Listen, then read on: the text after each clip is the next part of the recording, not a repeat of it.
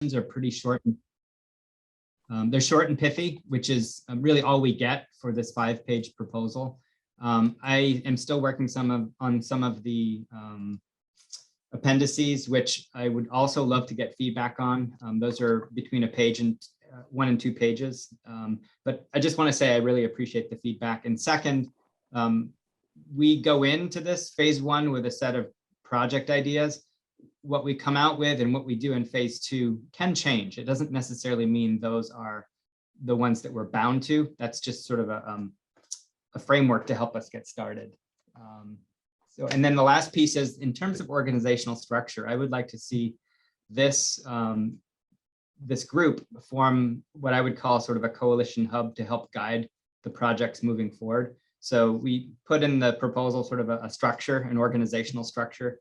We'd have to hire some positions to sort of do some project management level functions, but I would like this group to sort of guide at the meta level, at the full approach level, as well as provide guidance to some of the projects moving forward. So I just wanted to let folks know that our goal is to keep this group engaged throughout. So. Is this the time we're talking about this? Because it's later. The agenda, we're kind of jumping around in the agenda. So if this is the time, let's just go ahead and do it now. Okay, awesome. So I just have one comment, and maybe it's a sensitive topic for me, given my position in the role Portsmouth has in the region. The second paragraph of this really rubbed me the wrong way. You're sort of blaming the hospitality and tourism sector for the community's challenges. And I just didn't think it was fair to paint that industry with that brush. And I think there's probably another way to word that and put that out there without kind of positioning the tourism and hospitality sector as pretty bad. So I just didn't like that language. Everything else was beautiful, and I wish we could restructure that a little bit.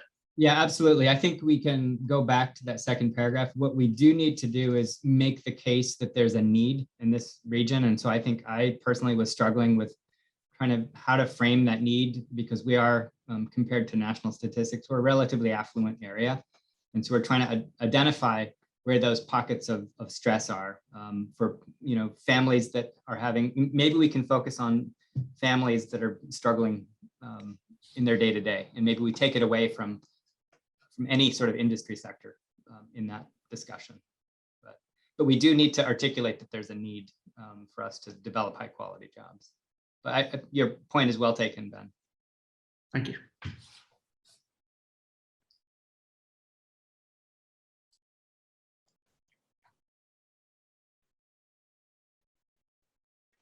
I've seen a couple items show up in the chat of people asking me to distribute that template more broadly. So I'll also pull that off of the SharePoint and email it around to everybody, just so you have it as a Word doc. It's set up to be pretty straightforward. You can customize as much or as little as you want. There are a few yellow highlights where we need, the name of your organization, 1 or 2 things about your priorities. There's a bulleted list of ways that you can commit to continue to engage with the project. So if there are some that you don't think are appropriate, by all means, please delete those. If there are others that you want to insert, have at it. And then if you're able to drop it on your organization's letterhead, that would be great. I see Tim Roach signing on something else that I think he had asked for by way of Jen, was a 1-pager about what exactly this is, and something to share around with other people who might be sending letters. I hear you, Tim, and I will need to work on that this morning, if that's okay. Yeah, maybe we can even just have a conversation, because I was sort of pulling one together off of what Charlie has already shared. But the reason I was asking is, and to Charlie and James, what I was trying to do for you was hit some of the communities that I think are important, but aren't really involved in this group, like Newington, for example. Potentially Stratham could be a good support group as a town, but it's trying to get those communities to maybe write letters from their perspective of what this would mean to them. you know, and obviously RPC can, but I don't want to also with folks like Darren, I assume you'll write something for Exeter. Yes, And I'm just trying to target the communities that aren't involved, James, and they're the ones that don't really understand what's going on. Yeah, that one absolutely. pager would help a lot. If one of you guys can write that one pager, that would be a big help. Yeah. Because the select board is going to want to hear it. My other question is, do we want to try to engage a couple of businesses and get support letters from them?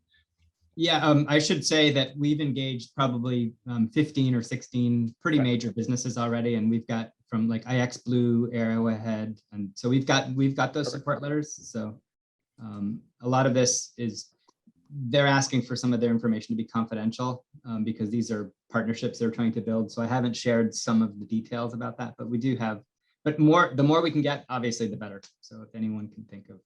Yeah, so I guess if you have ideas for a specific business that you would want to reach out to, check in with Charlie and Mark Milutinovich to see if they're already on their list. And if they're not, if you're able to facilitate that connection, that would be awesome. And I just want to chime in, Mark Milutinovich put a nice comment in the chat that really one of the key foundational criteria for this grant is really around equity. We need to be sure that we're serving underserved audiences. So to the extent that you can weave that equity piece in any letters is going to be helpful. So. Yeah, just give us James will send that template. If that's in that template, I'll get it pretty much verbatim. And I can try to get other communities too, if you want, or Tim can. Yeah, and, James, I don't know if you have the bandwidth. I'm pretty straight out trying to pull all the many of the parts together with Mark and others and you. Could you possibly sort of come up with a one pager that summarizes it? Yeah, I've sort of blocked this afternoon for some of the letters of support on behalf of this group. So I'll be sending that out for people to take a look at some point this week, as well as SRPC. So I've made some clean copy edits that I'll upload to the SharePoint so that, because I've been incorporating edits from outside of this SharePoint. Sounds good. When is the due date? 15th, but we probably need stuff before then. So probably working back, it's probably by the 11th or 12th, we really need to have stuff pretty much ready to go.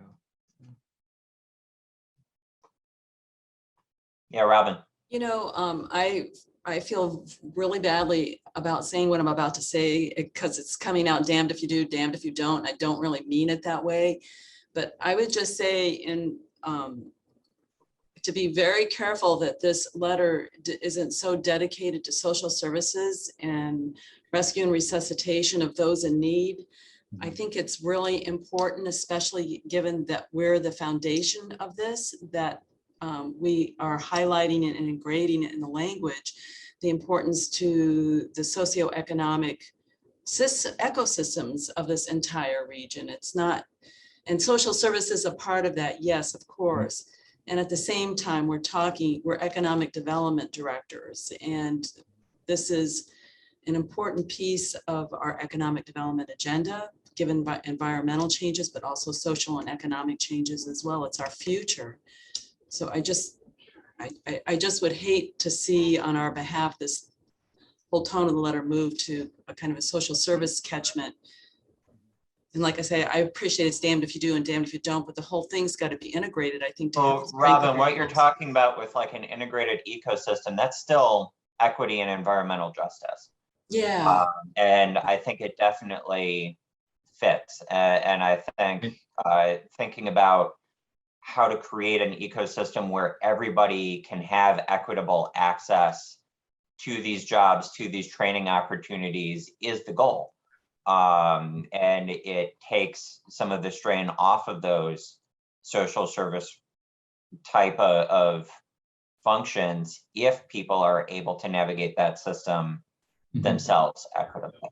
And then the outcome of that is environmental and economic solidity and vibrancy. And I think sometimes we get lost in the heartstrings and forget the higher intention. Absolutely, Robin. That's well put. I think we need to emphasize sort of the pathways to opportunity and vibrancy. And this is about rising us all up and not get so mired into the totally heard. So thank you. Any other comments, questions, last minute issues with Build Back Better? I just wanted to quickly say, I do agree with Robin that if, you know, you don't want to make it all sound like it's a social service, but I didn't know if there was any work put in around speaking to maybe some of the equity challenges, or whether you call it inclusivity or whatever, something that would be addressed specifically based on our region. We have a whole equity appendix that needs to go in, that, you know, we have some nods to it in the statement or in the 5-page narrative itself, but there is a specific sort of statement on equity in our plan for that engagement. So if you're concerned about the specifics, we can definitely make sure to share that appendix with you and get your thoughts. Absolutely. Certainly. And Ashley, I remember you had volunteered to serve on a small group to sort of work through that appendix. It's a page or two, so I'm going to draft something out, but I'd love to share it and engage you in sort of helping to frame that. So. Absolutely, I'd love to.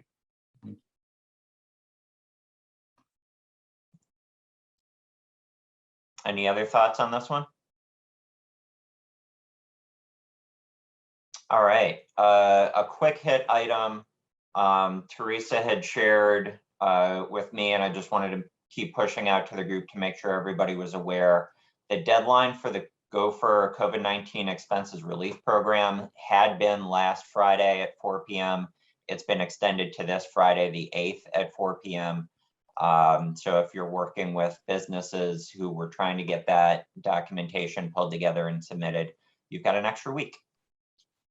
Yes, and thank you all for working with those businesses. I've been getting a lot of calls. You could tell I'm working from home. I've been getting a lot of calls from small businesses who are a little overwhelmed by it. So it helps a lot that all of you are on the ground working with those businesses. Maybe that was a call from a small business. Could be. Could be. But I appreciate it very much. And I will continue to send you those businesses that are in your areas that are asking for assistance. And I send them over to SBDC. So. And then we have an old face joining us on the call today, but in a new role. Mark is changing some of his responsibilities up. He's going to be working more closely with broadband. So Mark, do you want to give the overview of what you're working on? Yes, since many of you have not seen me since Labor Day. So around that time, I switched up roles. So a little quick background. So the legislature in the end of July this year, and the governor signed at the end of July a bill called SB 85, which it's a little confusing because it got replaced by the budget bill HB 2. Long and short is it created a broadband office. And instead of having one point of contact, we have now an office of 3. And it's going to be myself, a gentleman by the name of Matt Conserva, who is a tech whiz, super nice. You're going to love him. And we're working to get an accountant. Why that's going to happen, as many of you know, in ARPA, there was state and federal funding, but as weird as it sounds, that's not really the important stuff. Capital Projects Fund is the important thing. Now, Capital Projects Fund gives the state of New Hampshire $122 million to address the broadband challenges in the state. And that's a lot of money, but with a lot of money, with great money means great responsibility. And so we have to figure out, we have to get more rules from the feds, is kind of the ringing sound that we hear from everything these days. We need to know more what we can do with that funds. How does that, is it applicable to the existing state law, the one that just passed? Because that's a matching grant program. How do we make the different kind of requirements in each thing? And that we're keeping an eye on infrastructure, because there could be another huge, even more than $122 million coming to the state for infrastructure. I mean, we joke that if infrastructure passes, our job is just going to each town with Publishers Clearinghouse checks. But we're working on that. We're looking at the gaps. I'd like to eventually look at mapping, see what, our office can do, maybe even what Granite could do over at UNH, look at Digital equity, that's a part of it, making sure that people that don't have access or can't afford broadband have the means to do so. Whole lots of different things. My position's a 2-year position, but it should likely be moved up to at least 2026, because that's when the end of 2026 is when capital projects funds expires. So I mention it to you because most of your region does not have a lot of challenges in terms of, well, let me phrase that. None of you guys have really challenges in terms of download speed. Upload speed's a little different. I always like to say that because I live in Candia, our town was one of the first in the state to get cable. So we was one of the first states to get copper wire.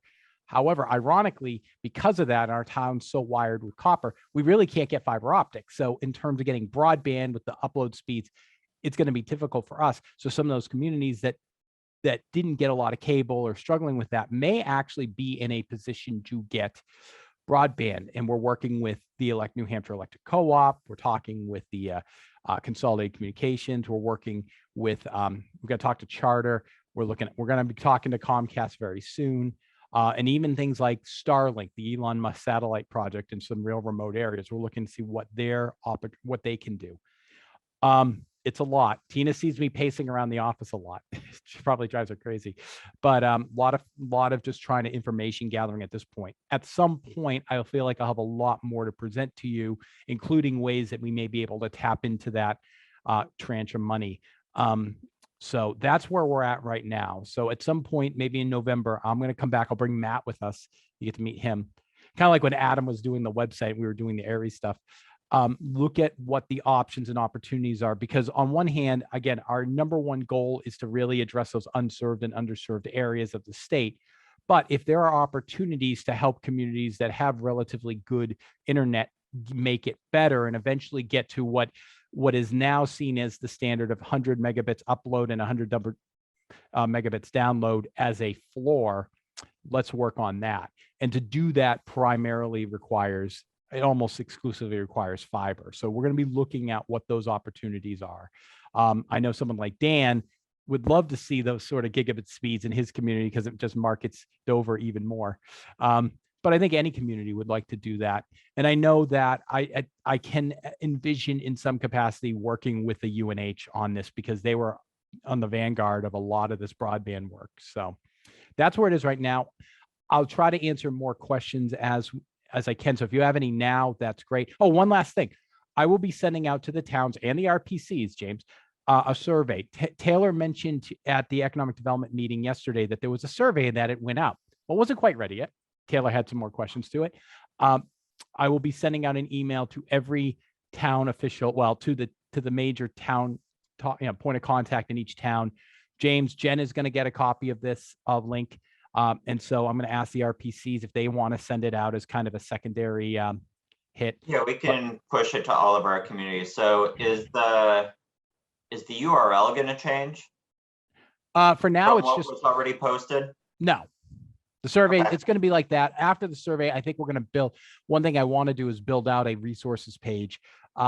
The old OSI, Office of Strategic Initiatives, has some resources on there, but a lot of them are dated. A lot of them are from 2014. A lot of them have the NTIA grant that expired in August.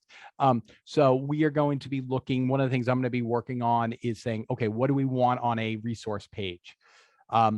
Again, the thing is that we're going to actually, one thing I want to do is try to simplify things.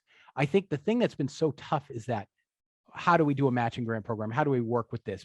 Southwest Regional Planning Commission has done yeoman's work, but they have unique challenges. What is it? Okay, in communities like this that don't really have the same challenges because they have broadband, but it may not be as robust as it needs to be, especially when you're working from home or school from home or what have you. What are some ways that we can address that? That's what I'm looking at. So what we're doing is we're reaching out to every town to say, okay, are you doing broadband activities? If not, are you planning to? If you are, where are you in all of this? So when we get funding and we can start targeting things, again, if infrastructure comes, it's going to be just a massive game changer. In a way, I don't know if we necessarily even need it. My question is, can with capital projects take care of the vast majority of this work? Of course, I'm not going to say no if additional resources come in, but I have to plan for, okay, scenario A, scenario B, and a couple others. But the best thing we can do is understand what each what municipality is doing. Questions for Mark? I've got one to kick us off, sort of in the long-term use of the capital facilities funding. If we all had like the exact idea of the implementation stuff that we were ready to use that money for, that would be the ideal scenario. But I think the reality is that there are a lot of places who are like, we'd like to do something with broadband and may not have the details worked out yet. So are we What towns able, could you be talking about, James? any that you work in? a fair number of them. So are we able to, or I guess, is that something that's still a work in progress with the Fed, or with exactly what it's going to look like, to use some of that money for the planning and the scoping and the getting towards shovel ready? Well, we could do that. I think a couple things is that I know that Carol Miller, who was the previous person, was kind of our broadband point person. I meet with her on a weekly basis, just pick her brain, and she's got some of those insights and all of that, and she's been a real help. I mean, I know that the municipal association has talked about providing some technical assistance. My sense is that I honestly, I just like to give out the money, but and put the rules together. Not that I don't want that sort of thing to happen. I do, but if there are entities that want to provide that or can do that training, that would be good. So one of the things we're looking at is, okay, within those resources, could something like that be done? Could that even be done within our administrative costs? We get a fair share, we get a lot in administrative costs that we can do with that. But, and so one of the biggest challenges is, what can we do with administrative costs? Because I would think an administrative cost would be technical assistance as opposed to a separate program to use the big cash of money. So that's one of the things I'm looking at. I hear you. And the other thing is, how much can we do with the providers? I mean, I'll tell you right now, the providers have some ideas, some better than others, some really good, some, yeah. But the thing is that, again, we have so much we have to do. And again, the number one thing, unserved and underserved, to making sure that as much as the state can get to that floor. And then after that, looking, and not even after that, as a part of it, looking at where are the gaps in terms of funding? How do we help those that can't access it get that resources? Technical assistance and doing that sort of thing may be a part of it. One thing I've talked about, James, is you have what's done in Bristol, you've Grafton County, you've done in Chesterfield, and all these other communities, and they all have their kind of their game plans. And it's like, okay, when we look at all that, is there one sort of resource, maybe that comes out of municipal association or the RPCs, that just says, okay, here's how you do it. So yeah, we're working on that. Okay. And then I threw a link in the chat for you mostly. We did a data snapshot this year that was just all of our sort of metrics from our various core plans pulled into one place. And we probably had a good 5 pages on broadband mapping, just using publicly available data. And I'm pretty sure Rachel Dewey has automated most of that. So as we get more information about, well, if the true metric that we're using now for what constitutes adequate broadband is 100 megabytes per second, both down and up, we'll definitely take that into account the next time we redo some of that mapping. But also, if that's something that you would be interested in, sort of taking that methodology and running with it, that's something that we can put you in contact with Rachel about, or if all of the RPCs are looking to do something similar, we can definitely make ourselves available to chat. I think one of the things we ask for when we send out the survey, and it's going to be, can you provide us either hard copies or more so links to your data within your town that you've utilized? So we're looking for publicly available contracts, some of the work that's already done by the broadband committees and all of that, so we can kind of synthesize all that sort of stuff. The challenge, and I'm not going to, and this is sort of an inside thing. A lot of people don't have a lot of faith in the FCC data that's been used, because I think the biggest challenge a lot of these towns in the western and northern parts say, well, FCC says this area is unserved and underserved, when the reality is it's a bigger area, or it may be somewhere else. My in a perfect world, what I would love to be able to do is say, okay, that's almost immaterial because we're going to try to get the entire town wired up. So whether you have 60% or 80% or whatever, our goal is to get 100% to meet that 100 and 100 standard, which, by the way, technically the standard is still 25 download, 3 upload. They haven't changed the law from at the federal level. So as you might have, if people might have seen when they were looking at broadband projects for FRF, for fiscal recovery funds, the 25/3 standard was what was really described. What's in capital projects is really, really highly recommend looking at 100/100. And in areas that are truly, truly inaccessible or real difficult to access, maybe a 100/20, because I think the sense is that 3 megabit upload is wholly insignificant for this post-COVID world. I mean, I'm at home and I have Comcast and I get 12. If for some reason, if both my kids were doing class right now, I'm pretty much bricked. There's nothing else I could do. So those are the things we're looking at. And I'm trying to think about someone like Ben, who has a couple kids, or many of you guys that have kids at home and they have to be at home and you still have to work. What is going to be sufficient for something like that? So, Mark, we don't talk like that.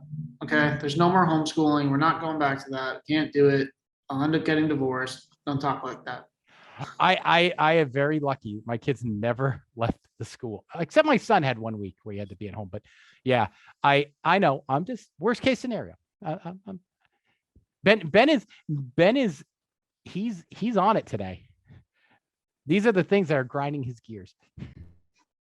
So other comments, questions for Mark? Dan looks like he's ready to say something. Just congratulations, man. Oh, for this job? Thanks. Yeah. No, it's been, I'll tell you right now, it has been very different. It is a knotty problem. We've been dealing with broadband for 20 years, and I think there's a real expectation we're going to solve it in 3. And I'm trying. And I'll tell you right now, and I think Teresa's met him. I got a partner in crime here who is so neck deep in trying to solve this with me. And it's been interesting. It's been fun, and a lot of eyes on us, and more we're getting the calls. So today, James, probably after this call, I'm going to send the email out to the RPCs in the towns. I don't know if I'm ready for it, but I don't think I have a choice at this point. So everyone in your communities is going to be getting, we're trying to get just one point of contact within the towns and the cities to send back that information to us.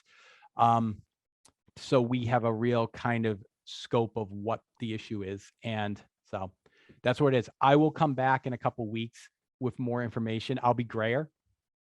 Maybe I'll be on my way to my next job, or maybe I'll be very happy because I'll have a better idea what to do with the funding. But in closing, I do want to say thank you for everything the last couple of years in terms of my previous work. I mean, this group has been, this right here is the gold standard. And Teresa can tell you this is the gold standard for what we're trying to do in rest of the state. It has really been a benefit to me. And to me, it feels like this sort of coordination and communication in economic development in the state of New Hampshire hadn't been happening. And this is, to me, what we should be aiming for statewide as opposed to just even regionally. Mark, I'm so excited for you and congratulations. Well earned. It'll be fun. And I have a question. Whoa. That and tells me that I'm going to be roped into something that is not applicable to my current work. Well, no, I'm spoiled. Like, who's the new you? Teresa, is it you? Who's the new you? Who do we go to for you? We're working on that. It is me. It is currently. you? Yes, Okay. it is me. Okay. But it's in terms of probably long-term, they have posted the position, Mark's former position. It is posted. And we'll be looking, we are currently looking, Tina is currently looking for another Mark to cover the Seacoast as a business resource specialist. Still trying to determine, that person will come on and it will take them time to get up to speed, of course. But as far as the CEDAR, that work, no determination has been made It may be that I just remain focused on the Cedar work and allow that person to really do the business resource and networking for them. So when I want Taylor and I want the governor and I want higher level, you're my girl. Okay, great. Yep. Thank Yep. you. So if you have any needs like that from the state or any questions, whatever, I would always be the person, you know, Okay, I'm happy to thanks, take those Teresa. questions. Thank You're you. welcome. Mark, I just want to say that my relationship with you over the years has been a real standout as far as I'm concerned. And you've done extraordinary work for Dover and for the whole region. And we will miss you. They're not going to find another Mark real soon.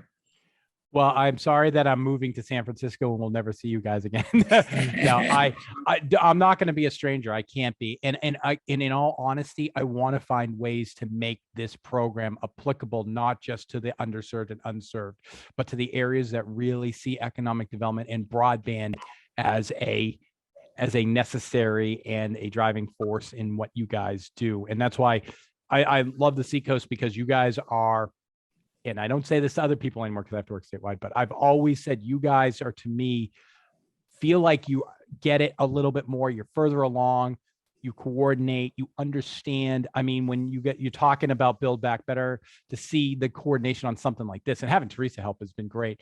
That's what makes it exciting. I liked these meetings and I wish I could have been to more of them, but as you know, it's just like trying to get everything else out there. I will not be a stranger. I can't be. And like I said, when there are opportunities to engage the Seacoast in this sort of thing, I'm going to do it, because it can't just be getting us to a minimum standard. I want to optimize these funds and make New Hampshire top tier in terms of being able to do the work. Because Dan, when you tell businesses, hey, we have gigabit in Dover, I'm telling you, that's going to just make life so much easier for you. Darren in particular, same thing. And every Robin. And then Charlie, when he goes into those communities what haven't had as much broadband and working with families and all of that, to say, okay, now your children can learn. Now your children do not have to be at the mercy of a really POS DSL or even a cable line. We can bring in speakers into Well, schools. heaven forbid, books. James, get with the times. You're younger than me. You shouldn't be talking like that. Yeah. So yeah, I will be a presence in here as well. So thank you very much. Thank you, Mark.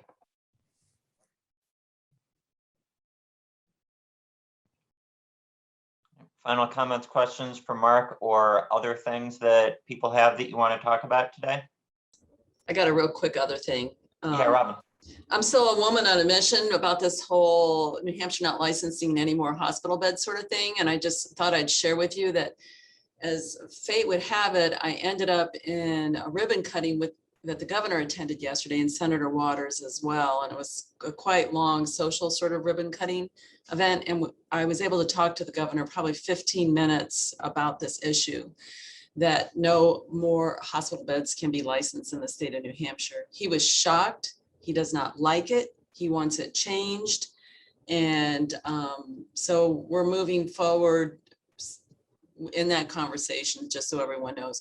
The property owner for the one hospital that wanted to break ground in Somersworth, one is pending, but one wanted to break ground and learned about it literally as they basically had a shovel in the soil.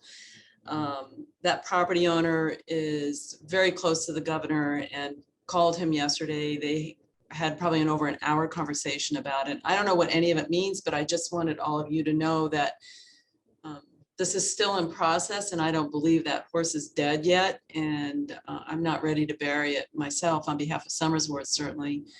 And as we talk to the property owner, other communities in the state too, this is a vibrant employer that provides good jobs, especially now that we're linked to Mass General and hospitals in Massachusetts. So anyway, to be continued on that. Not dead, Yeah. to be continued. Definitely keep us posted on where that goes. If it turns into legislation at some point, let us know what the legislation is so we can keep an eye on it. Thank you for that, James, because that's exactly what ultimately would happen. Senator Waters was talking about proposed legislation for the next session. It's too late, obviously, for this session, but this is just a law change. That's all this is a law. And right now, what we're trying to do is uncover the groups and associations in the state who did in fact support restriction of licensing to reserve Medicare funds, then therefore to prohibit adding additional hospital beds in the state. So the big question right now is what are the not-for-profits or associations that were the largest and most vocal advocates for it? And that's what we're trying to undercover now. But so kind of a big the good news is a big to be continued, I feel, in my most optimistic lens. And I do think that it profoundly affects all of us, given again, our network to Mass General and beyond, and who we are and where we are and so forth. So. Yeah, and I think the issue that you brought up, one of the last times that we talked about this, probably a lot of the discourse that surrounded the law that got put into place or that will eventually surround any law to change it is understandably focusing on healthcare and Medicare and sort of the politics thereof. But there's also an important economic component to that is going to be important to understand and illustrate. So absolutely. So I feel like good news. Like I say, I really mean it. The governor was shocked. He could not believe it. And he did not like it at all. So to be continued. Good to know. Other items for the group? I have something, but it really only applies to Robin and Ben possibly, and Dan and you. So I'll just wait till we can finish the call at some point, and then you guys, if you just stay on, I want to show you something. Okay, yeah. The other thing that I sort of tacked on there, let me know if you have ideas for future speakers or things that you want to cover on future agendas. We sort of dived into the Build Back Better with both feet, and that's taken up a lot of our bandwidth over the last month or so. So coming back out, thinking about other issues, Teresa and I have talked about some ideas, but if you have other specifics that you want to get on next week's call or going forward, send them my way. Anything else for the good of the order? All right, thank you all. I guess anybody who's interested in hearing Darren talk, you can stick around. Anybody who's anxious to jump off, have at it. Darren, what do you got? Can I share my screen? Yeah, I'll need to adjust for a second. So something Mark had said earlier had made a point about, hey, look, marketing Dover with another tool. You should be all set, Darren. Yep. So I'm just going to say this real quick, then get into it. Okay. So, and I apologize, I haven't really thought this whole thing out, but what I think some of New Hampshire struggles with, particularly Somersworth and Rochester, is a reputation that is no longer appropriate. People are putting money into those two towns like crazy, and that's not just their downtown. That's just you're having developers who are building residential projects. You have people doing mixed use. You have people, big developers investing in them, and so apparently there's this dingbat who has a site, Nickelodeon site, and he did a video about New Hampshire. I want to show you what he said because I thought perhaps somebody could write this guy and send in some stats, and maybe he can either renege it or whatever. But let me just show you what I mean. So here it is right here. Can you guys all see that? Nope. You're not, okay, let me go back, sorry. Okay. Sorry. Clicked on it, I won't go there. Can you see that? Yep. So look where they put drugs, right? They put it right on top of Somersworth. And this is what the guy says about, he got some of the stuff's right, some of the stuff's wrong. You'll notice it has 202,000 views. And this guy has, I don't know how many, he's got a 200, sorry. He has 413,000 subscribers. And so this is what he says about those two towns. State. This is really hit and miss. the Upper East Side here in Stratford County is terrible, perhaps the worst part of this whole state. You don't want to live there. It's been called the drug capital of New Hampshire. Farmington's beat up with a lot of drugs. They call Somersworth Scummersworth. Rochester might be the worst city in this whole state outside of Nashua and parts of Manchester. Now, while Rochester fell into a pit of disrepair, Dover's improved dramatically. It's kind of cleaned up and the population here is booming now. And then the further south you go along the coast, the better. And he just says good stuff about Portsmouth. But anyway, I didn't know if that's something, if I was Robin or somebody like that, I try to get a hold of this guy and say, wait a minute, man, you see, you put it out February 16th, 2021, and this information is just wrong. And so I just wanted you to see it. I'll send you a link to it, Robin, and I'll send it to Mike and Jen. That'd be so great. Yeah. These, as we all know, we've all kind of been here, done this, but there is that fine line of giving things life by engaging with it. And Yeah, don't do it. yeah, but Yeah, what I would like to do, and Ben, I wonder, and others too, all of you, I feel like it's a fine line, and I want to kick the door open for a variety of opinions. So to be able to form my own in terms of action steps. I've got a great marketing person I'd like to share it with, and I'm sure you do too. But as I say, it is that fine line of giving the most negative life by engaging. But I don't know. I'd go after it personally. I just, it's out there, and I would fix it. This guy can get the facts and fix it. If he's responsible at all, he would do it. Yeah. Guys, this is Darren, he's putting something out on YouTube. bait. This is bait, guys. It's bait. Exactly. That's Okay. bait. As you saw that meme, that's bait. What you do, Darren, we do also have an office of travel and tourism that is basically our marketing arm. You could always send that over to our office. Yeah, that's a and great see. idea. That's what I would do. I mean, you're never going to fix that. And besides, if you put something else out there that directly gets that, the first thing he's going to do, look what these people did. You got to be You're careful. trying to squash my message. Yeah, look at what these people, and you know what? Do you really want them digging deeper into things?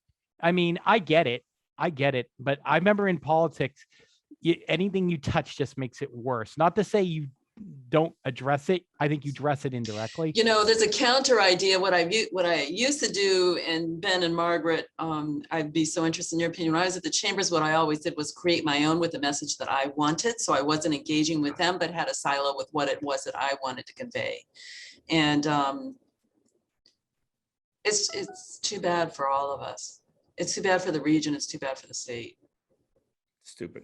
I have to tell you, I've had a fair amount of experience in my previous private corporate life with a multinational corporation that I was an executive at. And we would run into, it was a Swiss multinational, and we would run into, buy American, don't buy Swiss products, this kind of thing.